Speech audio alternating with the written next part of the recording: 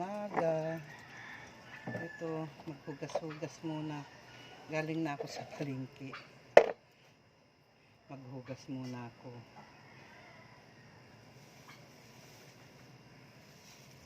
Ito, binili ko baboy.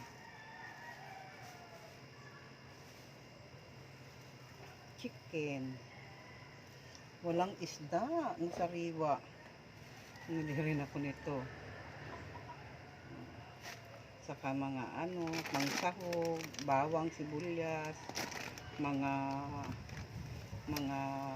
toyo, suka, saka sangkaterbang sabon. Naka LL tayo ngayon. Kaya kaya namalingki ako ng medyo marami-rami. Kaya pagod ang lola nyo. Pag uwi, naka-tricycle na ako at hindi ko kaya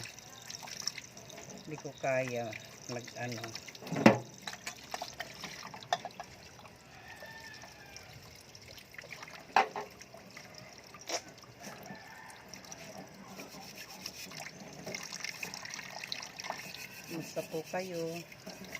Ito ako maghugas-hugas muna ng mga pinagkainan namin.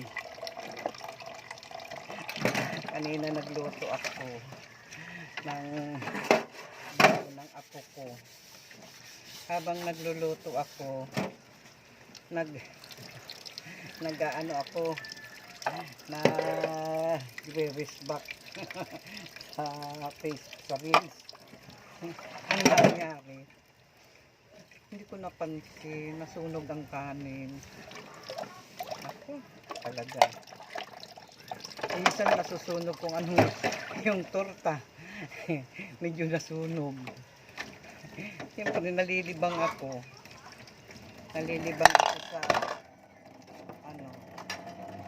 sa kariri. Ayan. Yan ang nangyayari. Nasusunugan tayo. Ay.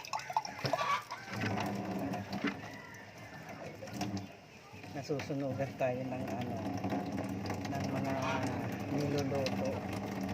Ay nako.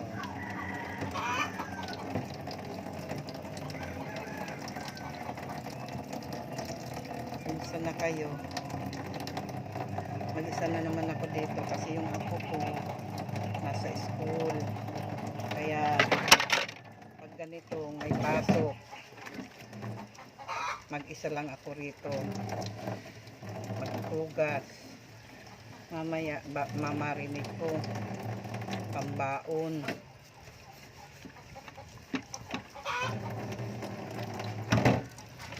Ganyan pinapabayaan yung apo ko. Kasi siyempre, iniwan yan sa akin ng nanay niya.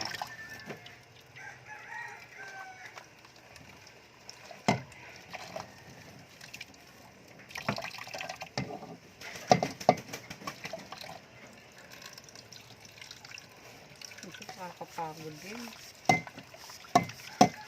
Nakakapagod. Tapos, birthday niya. Sabi nga niya sa akin, buti, ngayon lang daw siya nag-birthday ng tahimik. Natutuwa siya kasi ayaw niya yung maraming tao, yung maingay. Ayaw niya yun. Ay, pagkaburinot yun, ayaw niya.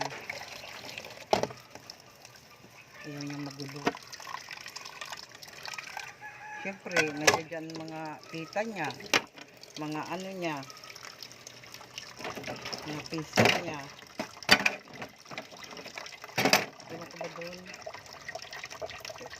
Kung ano ang ugali ng nanay niya, masayahin. Siya hindi. Masaya siyang mag-isa. Kung ano lang ang gawin niya, mag-cellphone. Kung anong gagawin, mag-basketball. Yan lang ang niya. Ayaw niyang maraming kung ano-anong mga ano. Minsan naman nakikisama naman siya pag yung, pero talaga hindi siya ano, hindi siya katulad ng ibang mga pinsan niya na masayahin na ano.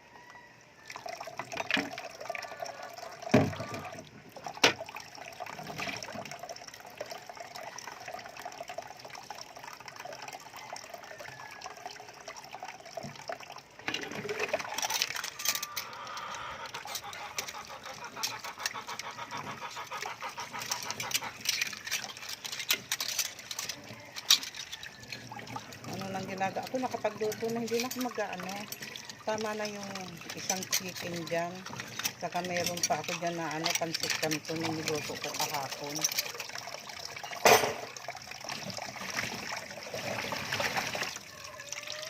Tama na yun. Hindi pa nga ako nag-aalmusal, nag-ano lang ako, nagkape na may gatas.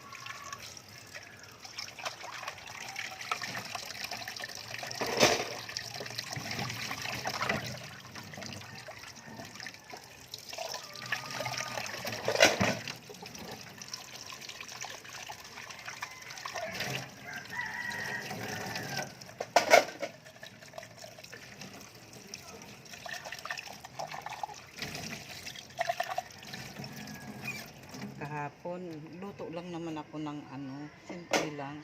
Luto lang akong pansit.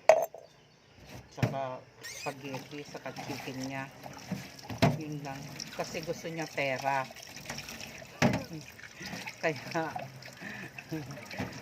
may pera siya. Ayun yung ihahanda.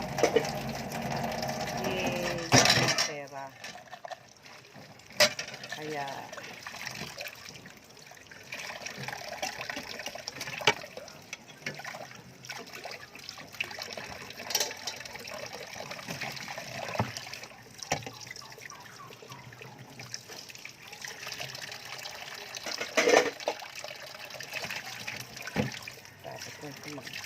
maghugas ako ng ano, ng mga manok. Namarinig ko na yun kasi pag ano, may bawa nagluto ako, naubos yung pagkain, kukuha na lang siya. Masabi siya, magpapaalam ka yan, magluto ako ng ano, ng chicken o ano, baboy. Basta nakamarinig na yun. Kaya kami puro chicken ngayon kasi ano, ay puro fried. Kasi nga may rep na kami. Napagawa na yung rep kasi nasira.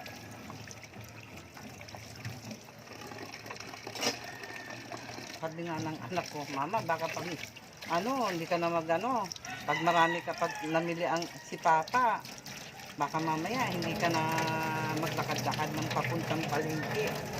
Mama, exercise mo yan, puntang palengke. Sabi. Kaya ako, marami nagsabi, punta ka na naman palengke. Eh, yun ang bili ng anak ko eh, maglakad-lakad.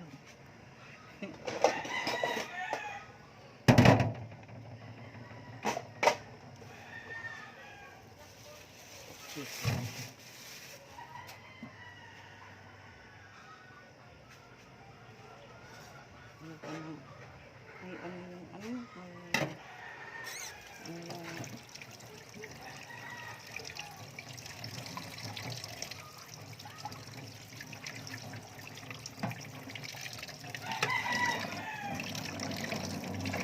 $180 itong binili ko, manok.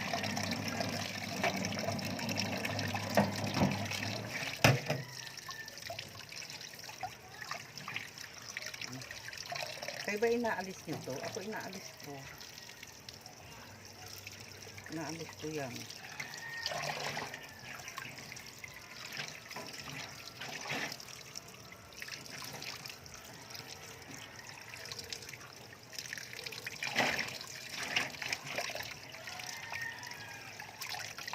Basta Kaya yung apo ko, tinira sa akin yung pakpak.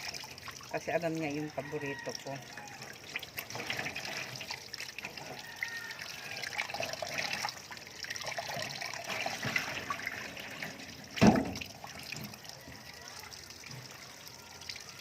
Ayun. Kaya ano ko siya. I-drain.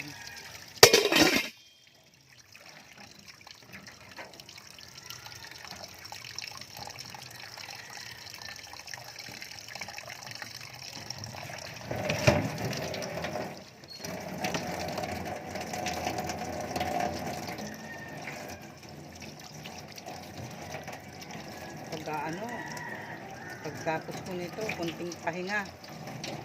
Yun namang mga pusa ko, yung inaasikaso ko. Walang isto na sa palingki. Wala.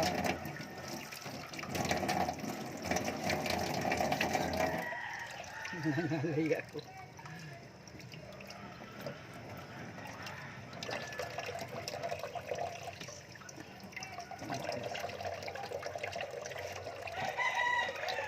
Ay, nakalimutan ko. Naalis ko po. Papakain ko sa manok.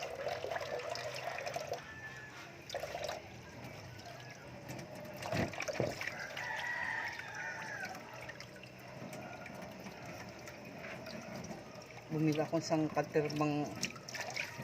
Minsan kasi pag ako bumibili ng sabon, minsan naabot sa akin ng 2 buwan. Marami. 6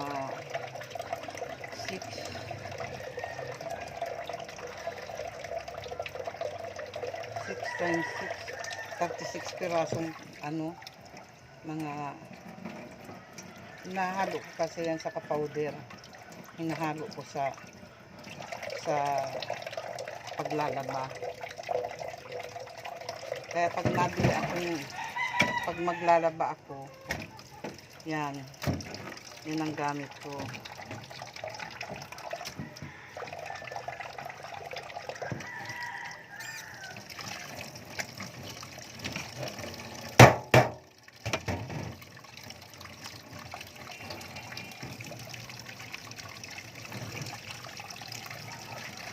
Hinugasan kong maigi.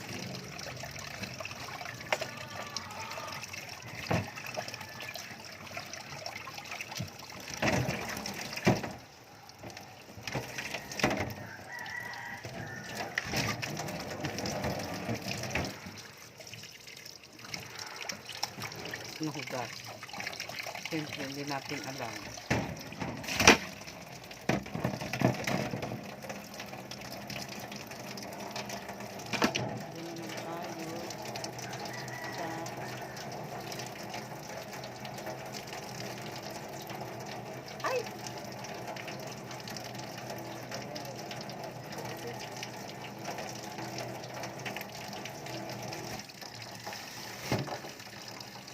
Ito yung aso ko.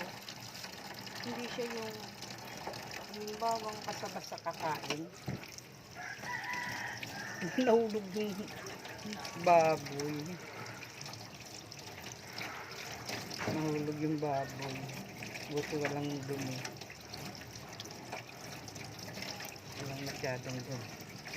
Hugasan natin yan.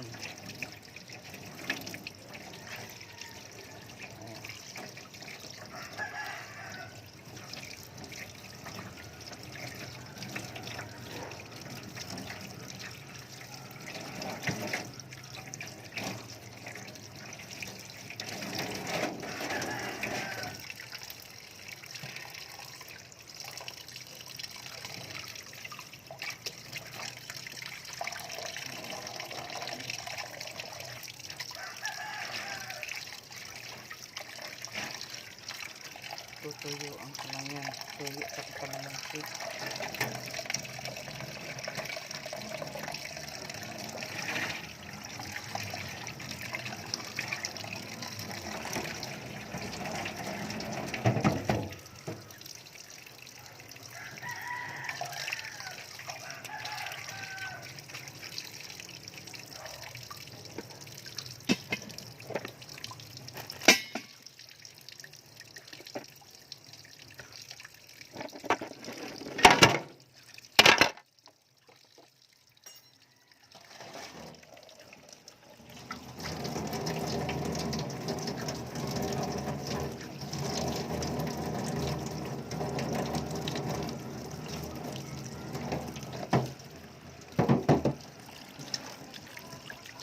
Nag-ano ako.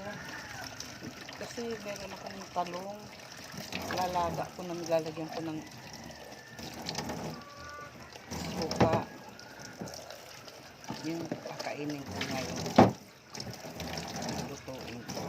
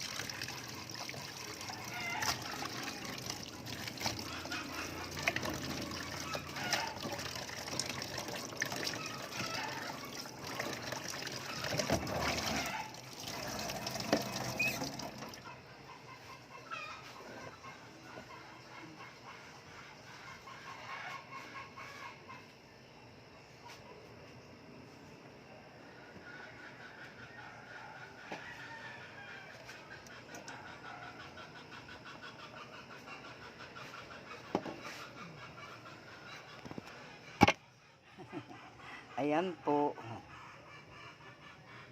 Ayan. Saka ito. Manok. Sige po. Bye-bye.